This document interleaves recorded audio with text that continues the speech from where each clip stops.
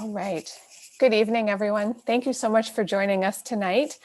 My name is Christine Muir. I am the community librarian at Cary Library. I would like to thank anyone who's donated to the foundation. They support all of our programming at the library, and we're very grateful for that support. I am recording tonight's program. If anyone has any concerns about being captured on screen or audio, you can send me a private chat through the button on the bottom. And if we end up having more of a sort of intimate conversation, then I will stop the recording for that so that we can just have a very free discussion with everybody who's here. So we will have some time for questions at the end. And again, it's a small enough group that you can use the chat if you want me to read your question, or you can unmute yourself. And if we start talking over each other, I'll just call on somebody to go first and second. So I'm very excited to welcome Melissa Faliveno. She is a writer, editor, teacher, and the author of the debut essay collection, Tomboyland, which was named by NPR and New York Public Library as a best book of 2020. Her essays and interviews have appeared in Esquire, Paris Review, Bitch, Ms., Literary Hub, Brooklyn Rail, The Millions, Prairie Schooner, and Diagram, among others, and received a notable selection in Best American Essays. The former senior editor of Poets and Writers magazine, she holds an MFA from Sarah Lawrence College, where she has also taught in the graduate writing program and is currently the 2020/21 Keenan Visiting Writer at UNC Chapel Hill. Originally from small town Wisconsin, she currently lives in Brooklyn, New York. Thank you for joining us, Melissa. Thank you so much for having me. Thank you for that introduction. It's great to be here. And I always make this joke, but like here is in my apartment, but in the spirit of the Cary Library, I'm just imagining that I'm in the actual library surrounded by the collection there and the patrons and that community. So I'm really happy to be here. Thank you so much for having me, Christine, and thank you all for coming. So yeah, since this is a pretty intimate group, I think we can make it pretty chill. And what I would love to do is just talk a little bit about this book that I wrote and then read from it, and then I'll open it up to questions and whatever thoughts you might have, whatever questions you want to share. I'm here for it, whether it's about the book or about process of writing essays or whatever, publishing, whatever you got, I'm here for it. So we'll do that.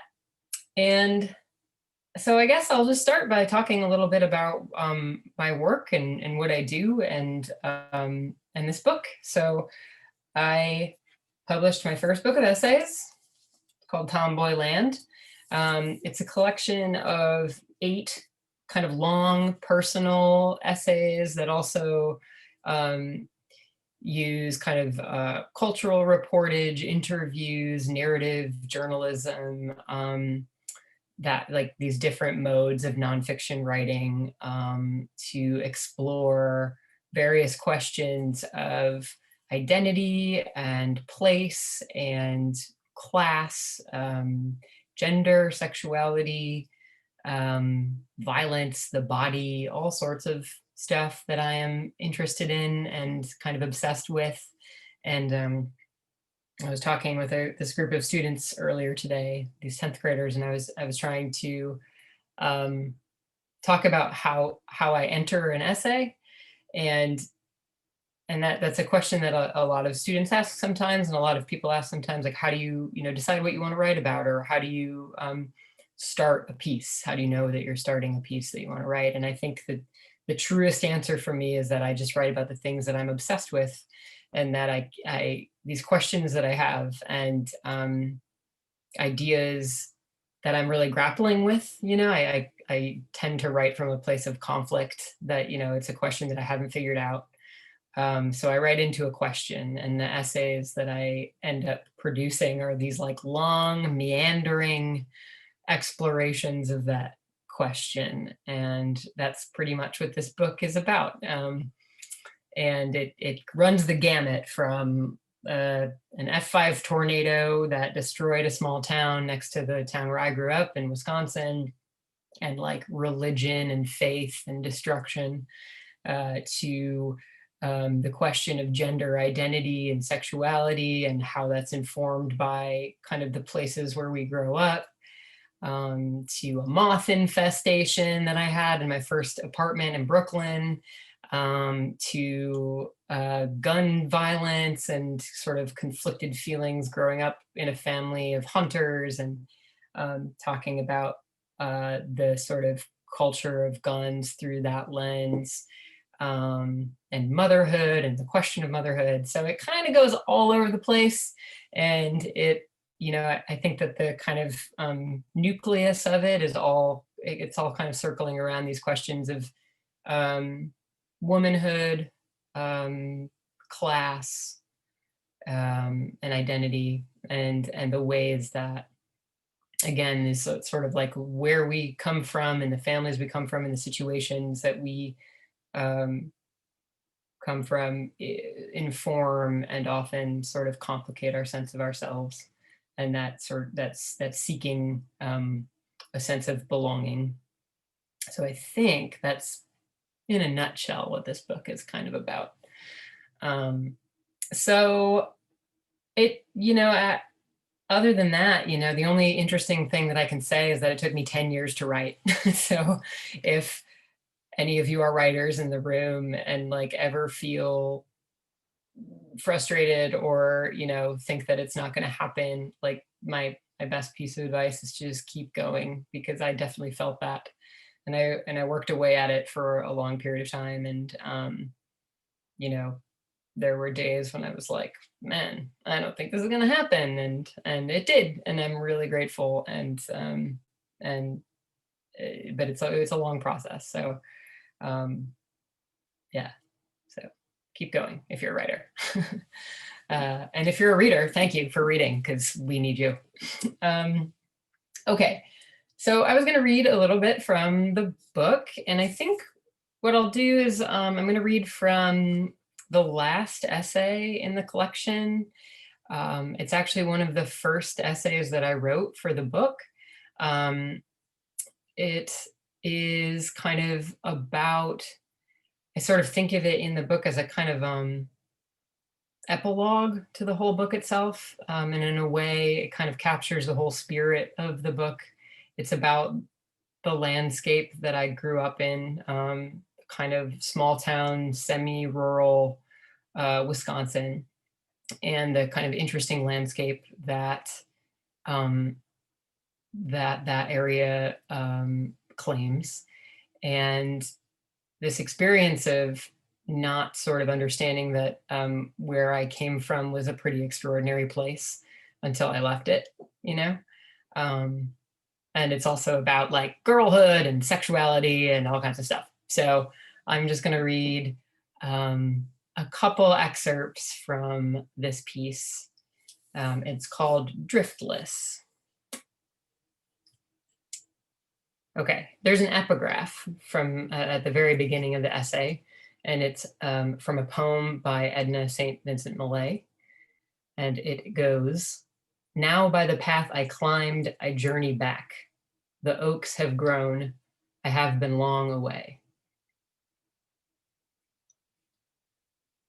In the summer of '89, it barely rained. More than 50 days passed without a drop. The corn dried up. The crops didn't yield. Acres of farmland turned brown in the sun. Neighbors and livestock died in the heat. Wildfires tore across the plains. But we were too young to worry, to know what the word drought could mean to a small midwestern town like ours, or the miles of farmland that surrounded it. We spent our days in the fields and woods, the sun high and bright through the leaves. We traveled in packs. We wandered alone. We were great in number. We were two at a time. We scuffed up our jeans, scraped up our knees, tore holes in shirts that got snagged on branches. We climbed the trees and yelled into the wind, and no one heard but us. We ran for miles, the dry summer grasses nicking our shins, trying to find the place where land met sky. We hiked through the goldenrod up to our waists, our eyes swelling and legs itching, and laid down to watch the clouds move east. And then we walked back the way we came, outlines of our bodies on the ground behind us, bright yellow dust on our skin. We were the people of the prairie. We were people of the trees. We were the maple and birch, the oak and elm. We were corn and wheat and soy. We were the black earth that grew it. We were blue stem and switchgrass. We were rivers and lakes. And out past the horizon of hardwood and pine, we were mountains. We were girls. We were boys. We were neither and both. We were small. We were nothing. We were taller than the trees. In southwestern Wisconsin, where I grew up, there exists a geological phenomenon. It's called the Driftless Area, a narrow stretch of land that somewhat miraculously was bypassed by the last continental glacier. What results is a strange, rare terrain that extends some 20,000 miles, composed primarily of that small corner of the state and edging over the borders of Iowa, Minnesota, and Illinois. Its name refers to drift, rocks and gravel, silt and clay and sand, the sediment left in the wake of retreating glaciers. It's the stuff that exists beneath the surface of most terrain. But here in the driftless area, such elemental makeup is scarce when it exists at all. The upper Midwest owes much of its landscape to the movement of glaciers. Minnesota's 10,000 lakes, carved from the earth by walls of ice and filled with water. The long rolling prairies of south central Wisconsin and northern Illinois. But the driftless area, also known as the Paleozoic Plateau, is marked instead by a landscape wholly unlike the rest of the region. That of rolling hills and steep forested hillsides that stretch down to valleys, sharp limestone cliffs and bedrock outcroppings with lakes and quarries below them, paths cut by winding rivers and cold water streams. If you look to the horizon, you'll see the most striking part of the region, small mountains or mounds, and among them, monadnocks, strange solitary peaks that seem to rise up out of nowhere from the middle of the plain. These are the tops of ancient mountains, whole ranges long buried beneath the surface of the earth. After generations of erosion, when layers of softer rock have been washed away in the formation of surrounding valleys, the harder rock is all that remains, emerging from the earth as solitary mountains. The mountains shouldn't be here. They're incongruous, out of place. They're an anomaly, an abnormality, a glitch in the system. They're also beautiful. The landscape of Wisconsin is both forest and farm, lands both flat and rolling. It is endless prairie and deep untouched woods. It's a place of lakes both great and small, of rivers, creeks, and streams. It's a place whose lands are neither one thing nor the other, a whole containing multitudes. But the mountains, they're not quite right. Amid the rest of the landscape, it would seem clear to someone first encountering them that they just didn't belong. This is the landscape that made me. In the summer of '98, we drank pilfered beer in unfinished basements. We stayed up late and cut our fingers with scissors, pressing them together until our pulses beat in time. We snuck out to the softball field just before sunrise, the sky a blaze of black and blue. We ran the bases, our legs wobbly, the sand and rock beneath the mud, our bare feet slapping against the cold slick of it. We passed a bottle between us, taking long pulls like old pros, like we watched so many people do before us. We rolled our bodies like barrels down the hill to center field, where cleat marks were carved in cold earth, where the ghosts of mosquitoes still buzzed. We breathed hard, our backs on the ground, our knees and elbows slick with sand, our bodies close, but not touching, silent as the sky before a storm. We were girls, but not yet women. We were something in between. We were 15. We were on fire. Our skin was hot all the time, buzzing and open and raw, like it could be peeled off entirely, a whole girl-shaped shell, like the thin shedding vellum of a sunburn. To quiet the constant itch of it, we did everything we could to feel something else, to feel anything or nothing at all. We drank, we fought, we went without sleep. We lay on our backs on bedroom floors and turned the music up loud, longing to be the subjects of love songs.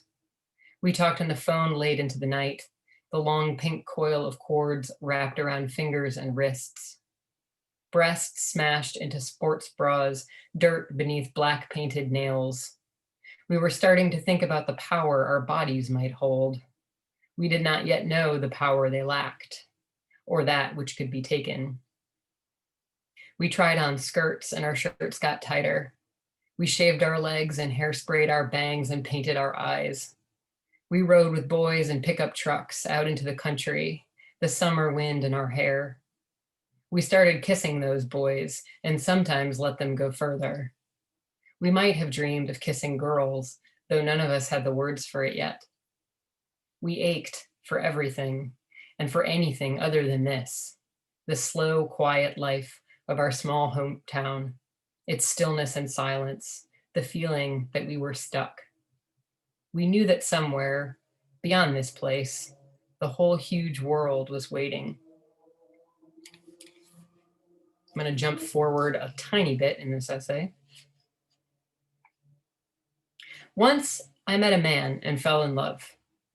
He came from the flattest plains of Illinois, but had come to Wisconsin to study the trees. By then I lived in Madison, the capital city, an isthmus, a narrow strip of land between lakes.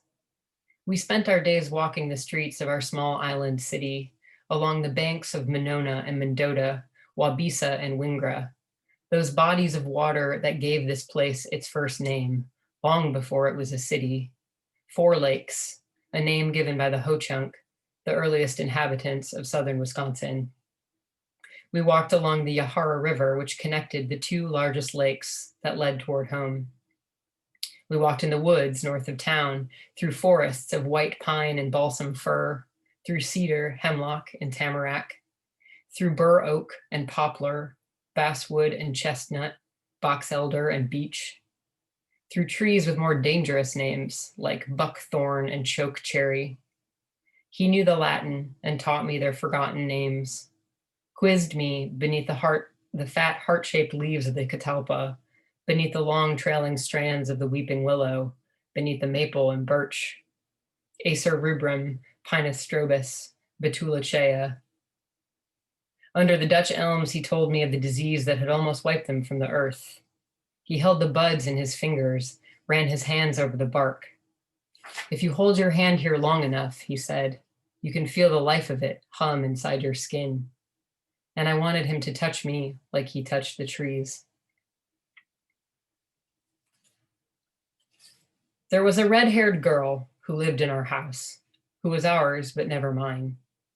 Her skin, like his, was the color of paper birch, her hair like the leaves of sugar maples in the fall. We stepped lightly around each other, careful and guarded, wanting always to make contact, but never knowing quite how to take hold. Each day she looked more and more like him. In the springtime when she was 7, we walked together through the park along the lake by our house. We touched the trunks of ancient oaks and stopped at a newly planted maple, young and thin, still held up by posts and wire, small buds beginning to bloom. I said, one day this tree will be taller than you. And she said, I will grow tall as the sky. And I was her age in a heartbeat, planting trees with my mother, a red maple in the front yard and a silver maple in the back, near the mountain ash with the bright orange berries that would wither and rot after I left home and would eventually be cut down. In the spring, we planted perennials, the burning bush, the bleeding heart. And I cried that first September when the flowers, small and thick and pink, whose petals had just a few weeks before been bursting, shriveled and fell to the ground. Once I met a woman and fell in love. She had a body like the earth, both hard and soft, the slope and curve of muscle under golden skin, her hair the color of a wheat field in summer. She smelled like the earth too, a musky scent of dirt and sweat she wore like perfume. She had come to Wisconsin from the East Coast to study the earth, rocks and sediment and sand, the stuff beneath the surface. On a t-shirt she wore in summer, layers of earth were cut open like a cake, a fork next to the slice on a plate. With her, I wanted to eat the earth too, put whole pieces of it in my mouth, taste the dirt and sand on my tongue, fill my body with it. I wanted to be buried in it, to smell it always on my skin. I stopped showering every day like her, so we could smell like the earth together. It was surprising, this love. It came on like a quake. It was consuming and sudden, the way such loves are when you are young and are never quite the same as you get older. She was the first woman I loved in this way, and beneath my feet I felt the ground start to shift, exposing a new layer of earth sliced and plated before me. A fast crack, a fissure, and then an opening, and the world around us seemed to fall away. We stood alone atop an island mountain of our own making. I think I might stop there. How's that? Is that a good nut? Is that a good time? Okay, I'll stop there. Would you like to take some questions? Does anybody want to either ask anything or, just have a conversation? Yes, whatever you got, I'm here for it. I could just keep talking. We're a small enough crowd that if somebody wants to say anything, you can just unmute yourself. And if two people unmute, I'll just call on one to start. But I think we'll be able to manage this if we want to. I just saw a friend that I haven't seen in a really long time. Hi, Dee. Not to call you out. Yay. So That's awesome. That's the benefit of Zoom, right? it's true. So what inspired you to write this collection of essays? This is your debut book, right? Yes. So what inspired you to write the collection of essays in general, but also why essay form instead of longer, novel or biography kind of form? Yeah, it's a great question. I don't know that I always know the answer, but I've been drawn to the essay as a form since I was in college, and I went to college at the University of Wisconsin. I was studying English. I was taking writing classes. I was doing mostly fiction and poetry, and I really thought that was kind of the route that I was most interested in. And then I took a class in creative nonfiction, and we read a bunch of essays that like did so many different things and took so many different forms. And I was just like immediately in love. I was like, what a cool form. It was just full of possibility. I had never really thought of the essay as a creative form before. And it just like opened up my whole understanding of what writing could be, like how you can write into a question. We grow up hearing that word essay and thinking of it as like an argument, making an argument, having a thesis and then arguing it in your body and then concluding and like walking away with an answer. And essays, as I learned them then, was like, what's more interesting is to write into a question, a thing that doesn't have an answer, and kind of circle around a bunch of different ideas that might inform the final result, whether or not that's an answer, or just another set of questions. And so I was really interested in that. And I started, while I was in college, I started writing for an alt weekly in Madison called Isthmus. And I really liked doing this sort of cultural reportage. I was writing about local communities, doing this kind of immersive narrative journalism. And while writing this kind of more creative stuff and what I started writing when I went to grad school, I did an MFA at Sarah Lawrence in New York. And it kind of wedded those two things, these like sort of lyrical essays with this kind of cultural reportage. And what I just read was much more on the lyrical side. Some of the essays in the book are much more narrative driven and more like reportage, using interviews and stuff like that, and history and research. But I was really interested in wedding those forms and like marrying those two forms. And I had like this collection of work that I was making when I went to graduate school, but I didn't really know what I was doing. I was just writing a bunch of stuff and it seemed very disparate. And I got a few of the pieces, individual pieces published, and I kind of started conceiving of this as a book, but I didn't know what the nucleus was, you know, like what it was, where the gravity held. And it really took me a long time to realize that I had these organizing themes running through all of my work, and that was gender, which kind of surprised me. Like I didn't know I was writing about gender. I thought I was writing this collection of essays about the Midwest and place. But suddenly I was like, oh, I think I'm writing about gender and like my experience of gender and like its complexities. And then it also became very clear to me that I was writing about class, and that I didn't realize until I moved to New York. You know, where I came from in Wisconsin, I never thought about class. It was not a thing that I was conscious of. And then I moved to New York and my experiences were so different. And I was going to this like wildly, you know, elite school in New York and, you know, surrounded by people who had very different experiences from me. And I started thinking about that and how you know, socioeconomics and you know, like this, I guess just the word class and what that means. I felt like, I say this a lot, but I felt like a yokel in New York. And I think that was much less about money and more about, I mean, money was certainly part of it. I don't have much, but like where you're raised and how that influences like your sense of self. And I became like very fiercely attached to my understanding of where I came from, of Wisconsin, of my family in Wisconsin. And I think I started writing like what's been called by several news outlets now as like an ode or a love song or a love letter to the Midwest. So I think that's kind of what I was doing. And then also circling around these ideas of gender and class and violence in the body. And yeah, that's how it all came to be. I think environment really influences gender and class, right? In the way you look at both of them, because I have friends from the Midwest, and I think they have very different experiences than people in the Northeast or in a big city versus a rural area. So I could see how that path kind of makes sense. I could see how you get there. Mhm.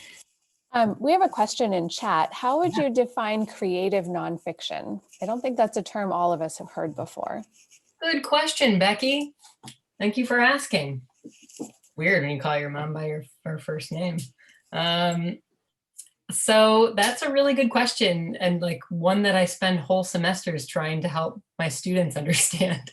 To me, creative nonfiction means taking elements of traditional sort of creative narratives, so fiction, poetry, and adhering them to nonfiction. So, you know, nonfiction as a genre is often considered, you know, based in research. These like very sort of fact-based, fact-driven, investigative works, you know, works of politics and history. And those are all very important and useful.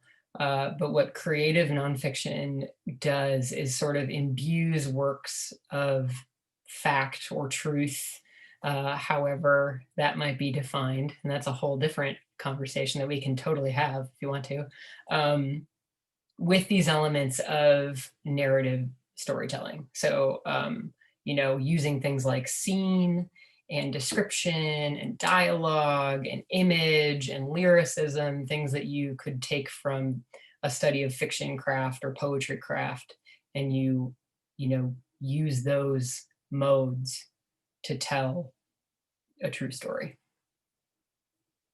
In a So- nutshell. and you spend a whole semester expanding on that, right? Yeah. Yes. So the term that I'm familiar with from the library world is narrative nonfiction, which Yes. sounds similar, but maybe not exactly the same. Would that be right? Yeah, and I think actually, in terms of the genre distinctions, I actually prefer narrative nonfiction. There's also another one, people say literary nonfiction too, but I find that one a little bit like, I don't know, it sounds a little like elitist to me, literary. It's like how people separate literary fiction from genre fiction, which I just find pretty condescending Yeah. in general. Like, I get it. I get that your domestic drama is different than like an act of like epic sci-fi, but I just find that word a little bit problematic. So narrative nonfiction, I think, is actually, of the three, the thing that I really like, because that creative is such a, maybe that's why people ask that question all the time, because creative, what's creative? If you call something creative nonfiction, does that suggest that a work of history is not creative? That like Dark Money isn't a creative work, or can't be. So I think there's also some problem in that. By calling it narrative nonfiction, I think you're just saying exactly that it's a work of nonfiction, but it's narrative driven. So it uses these tools of narrative, of storytelling, to dig into, some true story, whether that's a work of history or memory or personal essays. Or there's a book that came out this year, that I haven't actually finished it, but I started reading it, that I really liked, and I think it's a great example of it. It's called The Third Rainbow Girl, by Emma Copley Eisenberg. And it's like a really interesting marriage of investigative journalism and creative nonfiction, or nonfiction, so there's a lot of personal narrative, and then this like deep, she's a journalist, so like investigative journalism. And similarly, another one, I could just recommend books all night. I won't do that, I promise. But another one is called The Fact of a Body by Alex Marzano-Lesnevich. Love that book, not just because Alex blurbed my book, but like it's a really cool story about, it's a true crime book about a murder, and also the authors sort of coming to understand their own identity and sexuality, and gender identity. So it's a really cool combination of those things. So It's I mean, we could definitely just recommend books all night if everybody wants to. I'm totally good with that. It's interesting, again, from the library perspective, to see how much different genres have really come into being over time. I mean, I'm old enough that when I was growing up, there was no YA section. There's fiction and there's nonfiction, and nonfiction was super boring all the time. yeah, yeah. And so it's interesting to see the explosion of these different kinds of genres, but you're right, some of the terms, like I totally thought the same thing as you. Literary sounds elitist. And I do like literary fiction because it tends to be a little deeper or written a little differently, but I don't mean it in a put down kind of a way. Right. Yeah, so it's interesting that I think it's a good thing in nonfiction to be making it a little more interesting and a little less dry. There's more voices in it, but it's also formatted differently, and it's being told in a different way, which I think is kind of interesting and exciting. Yeah. And So those like traditional tools that we like would think of as being kind of characteristic of fiction. So like, again, sort of writing a scene and really describing a room, or allowing, this is where it gets a little dicey in the conversation. Like there are kind of different schools of thought, and like how much imaginative element there can be in nonfiction, in narrative or creative nonfiction, like imagining something that you couldn't possibly know the details of, and sort of including details like that are more speculation than fact yep. in the piece. I think that that can be a really interesting way of bringing more life to a story that you might only have a certain set of facts about. But it's tricky because then you owe it to your reader to make sure that you're naming, as a writer, naming the fact that you don't know if this is true or not. So there are little tricks that you can do, like, you know, you as narrator are imagining that this happens, or, saying, I'm not sure if it, like, for me, I write from memory much of the time. And, especially when I'm writing about childhood, like, a lot of those scenes that I was writing in Driftless were a kind of composite of many sort of blended memories that I had. Like, so, there are some people who will say that a composite is not truth, but I would contend that our memories are composites and our memories are fallible, and we only have so much, fact in them. And so as long as you're telling it, and telling it as true as you can, or sticking to, like, the spirit of what you're trying to communicate, then I think it's still true. Yeah.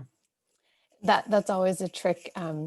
That's a tricky line to walk, I think, for a lot of people. Yeah.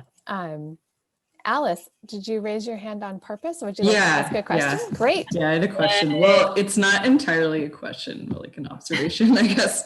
Great. But yeah, I really liked what you said about like writing to a question that doesn't necessarily have an answer. And I just wanted to like say a little bit about how parts of this book like impacted me, because when I just like saw, I think just like the title, and I was like, this seems like something that I would want to read. And so I like requested the book, and when I got it, I had like read the inside cover or whatever, but I was a little unsure about reading it because I was like, I don't know if I want to read something that has to do with like queerness right now, because I don't know where I fit into that, had that kind of thing. But then when I did end up reading it, I found like so many questions that I was also thinking about, and so many like experiences that I also had.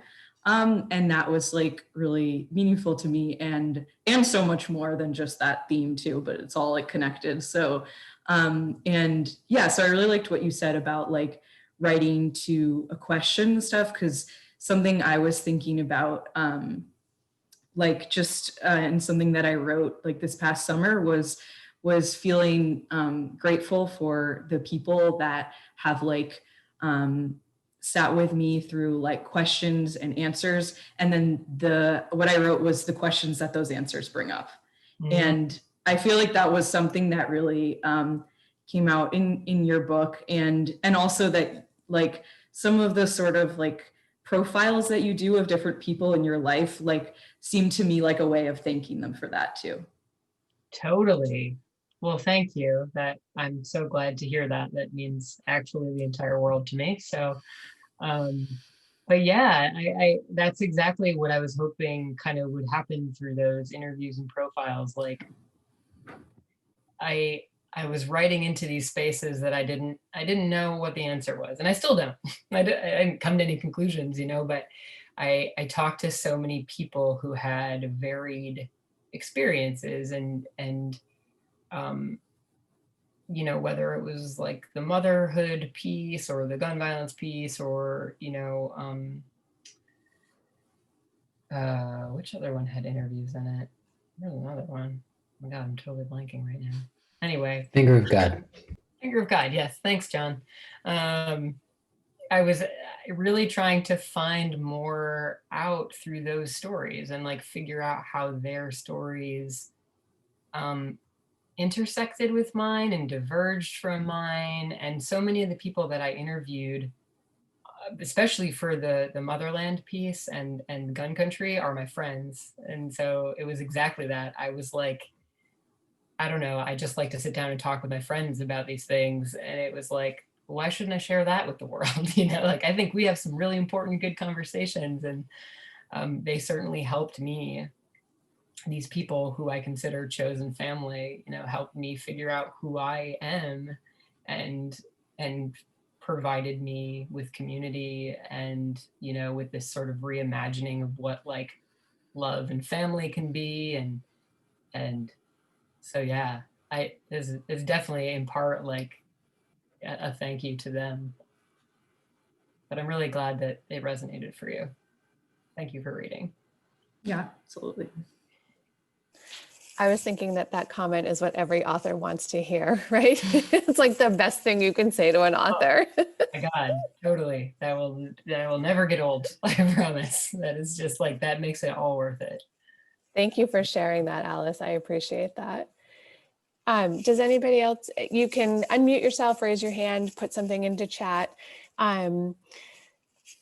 Melissa, can you tell us a little bit about? I think there was another question. Oh, was there or another comment. question? Yeah, someone wanted to make. Yeah, Oh, I was just going to ask you thank you. something. I love your book and I love your writing, and I'd like to see another book of essays. But I was just wondering if you could share what you're working on and if you're going to continue with this or consider a novel or another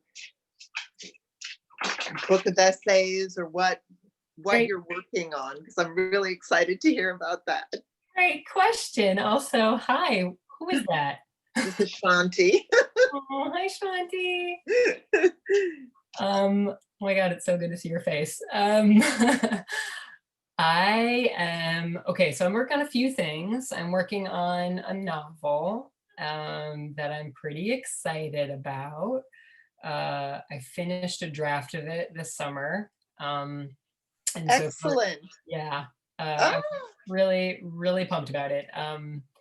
So this year I'm trying to kind of finish that, get it into shape so that I can give it to my agent and see if it's something that might be worth pursuing.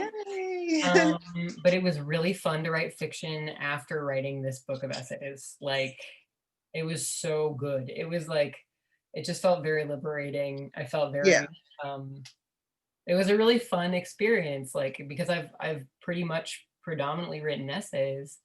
And I started writing this thing that I kind of knew was going to be, or I thought maybe it was going to be a short story or something. And I started writing it, and it was very autobiographical.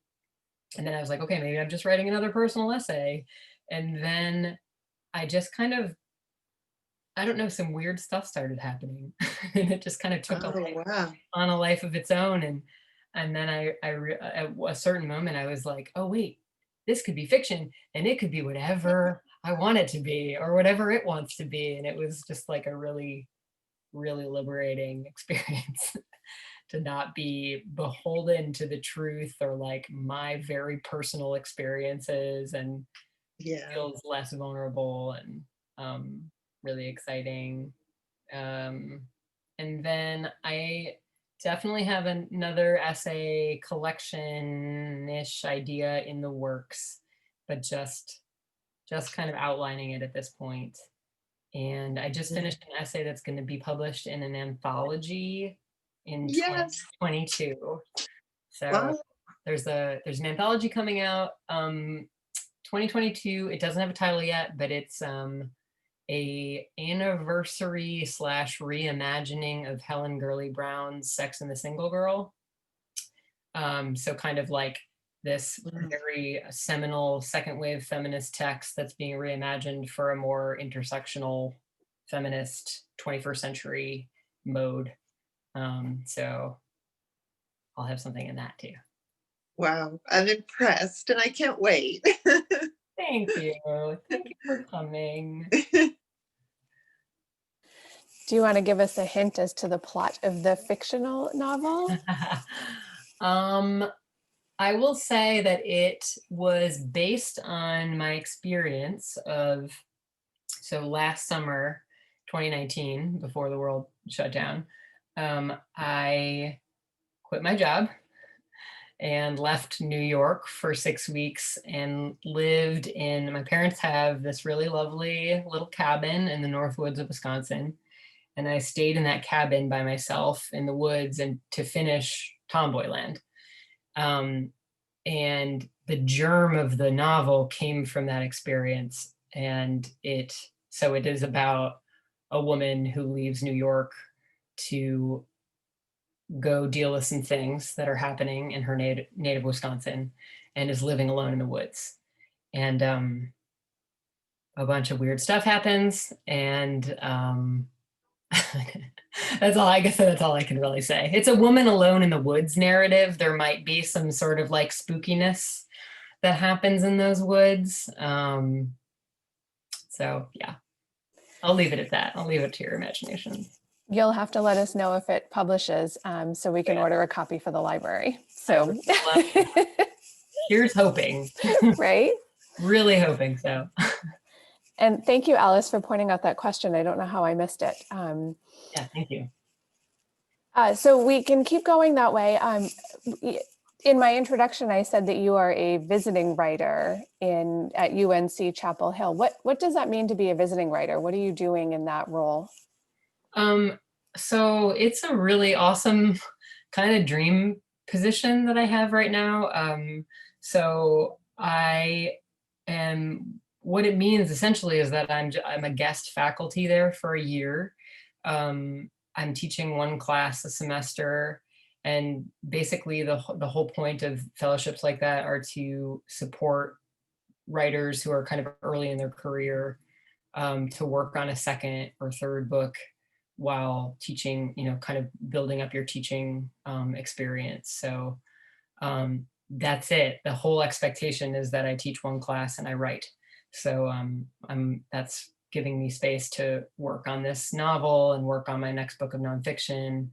And it's been great. And I was saying before the event started that I got to go to North Carolina for 6 weeks, and we're all remote, but I went and stayed in Chapel Hill and got to meet some of my students one-on-one, and that was great. They're undergraduates and they're taking their first creative nonfiction classes, and it's super exciting for me. So, and it's just like I don't know, North Carolina, it's beautiful. Who knew? So yeah, that's what I'm doing this year. What's the class that you taught last semester and will be teaching next semester? It's an introduction to creative nonfiction class. So same class, fall and spring. It's geared toward like sophomores, but I've got juniors and seniors. So basically people who are taking a nonfiction class for the first time. So it's really fun to kind of geek out about the essay and see them geek out. And I would imagine. yeah, and they're writing such amazing stuff. I'm just like blown away every day that I read one of my students' pieces. I just like, you are the future and you are going to write some awesome stuff. That's cool. Yeah. I don't know if anybody here, and I'm watching, if anybody has a question, feel free, raise your hand, unmute yourself, put it into chat. I don't know if anybody here is an aspiring writer, but one of the questions that every author gets asked is what advice you have for somebody who might want to break into getting published. And, maybe there are tips specifically for working on creative nonfiction. I don't know, whatever suggestions you have.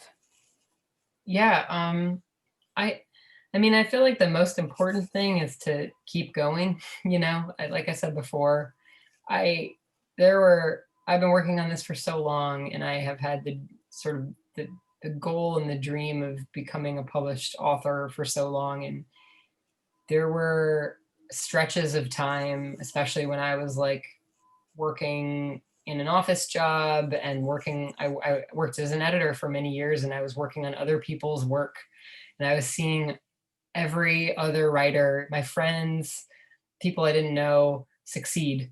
And that was awesome, but it was also like, it could get really, I don't know, that can be kind of deflating too, when you see other people achieving the dream that you have and not achieving it yourself. And there were long stretches of time where I thought that it wasn't going to happen. And I said aloud more than once, like, maybe I'm an editor and not a writer, and maybe that's okay. And I think I kind of believed that for a little while too. But the thing about writing is that if it's something that you're driven to do, I think that you can't stay away for too long. Like, you can go through those periods of time where you don't write, and that's fine. I think that's part of the process, but you always come back to it. It always comes back to you, maybe, like it just, can't get rid of it, even if you want to. So it's like a blessing and a curse. So I guess that's the biggest piece of advice, is just like, if this is something you're driven to do and you have a book in you and you have a dream of doing this and publishing that book, like just keep going and keep working. And even when it feels like it might not happen, keep going. And the other really important thing, I think, is to have people, trusted people in your life who can read your work. You know, like not all of us go to MFA programs, but finding that friend or two or three that whose opinion really matters to you and who you respect, and like you read their writing and it really speaks to you. Get those people in your life, have those people in your life who you can send your work to, so that you can like help each other stay accountable. Maybe you form a writing group. That's been really important for me. Like that's just, I had a writing group for many years, and it was like, it was my time to like turn in something for a workshop, and I was like, I have nothing. And they were like, you have to. So they, you know, they saw some of the earliest versions of these pieces, and helped me kind of figure out what they were going to be. And in terms of nonfiction specifically, essays specifically, one thing I tell my students all the time is to just like, it's a small thing, but just to pay attention and move through the world paying attention to it, and keep a journal in your backpack or your pocket, a little field notebook, and jot things down, or even the note app on your iPhone or whatever, like have something on you all the time so that you can always jot down observations. And I do that on my phone all the time. I have my notes app is just filled with crap. And then I'll like sift through it and be like, that's all crap. And then I'll find one little nugget and like, oh, that was a neat thing, you know? So I think so much of what we do as essayists is observe the world and look at it, and look at the hard things and look at the confusing things and the questions. And so just taking note and writing those observations down, I think, is a really big part of writing essays. We've had some writing workshops with a Lexington author who has said exactly that. She's a little bit older, so she uses paper notebooks, but she says she always has one with her, a paper and a pen, and she'll write down anything she observes. And even if she doesn't use that specific thing in a publication, she might use a phrase, or it might inspire some kind of interaction or something like that. So I think that's something that a lot of writers, you just pay attention, you observe and pay attention and jot it down, and then you can always refine or figure out where to use it later. Yeah, and for me, I take a lot of inspiration from other books. I read pretty voraciously, and I'm always reading with a pencil, which is why I can't borrow from the library as much as I would like to. I'm always like marking up my books and like dog-earing and writing in the margins, but that's where I get a lot of the inspiration. I'll find a line in a book that just like really sticks with me, and that'll become an epigraph, or that'll kind of allow me entrance into some new investigation or question. So reading too, obviously, reading to me is as like, I create a list every day of what I have to do in my writing life, and reading is on the list. Like, if you don't read that day, you haven't done your work, like you have to read. It does help. It gives you vocabulary. It gives you ways of thinking. It gives you inspiration. Do you have a favorite book or author? Oh my God. Like one or three?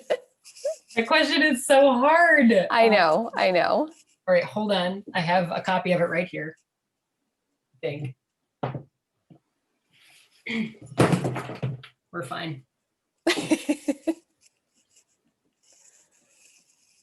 The Boys of My Youth by Joanne Beard. Okay. This is one of like my Bibles of personal essay writing. She's a genius, and this book is just like pure beauty, and she's really funny and really incisive, and I just can't even talk about it. I literally can't articulate how much I love this book. So The Boys of My Youth, Joanne Beard. So for anybody who liked Melissa's work, maybe this is one to check out while you're waiting for the next publications. Yep. Another one that I carry with me whenever I go anywhere is Rebecca Solnit's Field Guide to Getting Lost. Okay. Highly recommend that one as well. It's just like a really good one to dip into if you're interested, especially if you're interested in writing essays. She's also a genius. Excellent. Yeah. Does anyone else have any questions? I'll give you a second to think it through. You can unmute, you can raise your hand, you can put it into chat.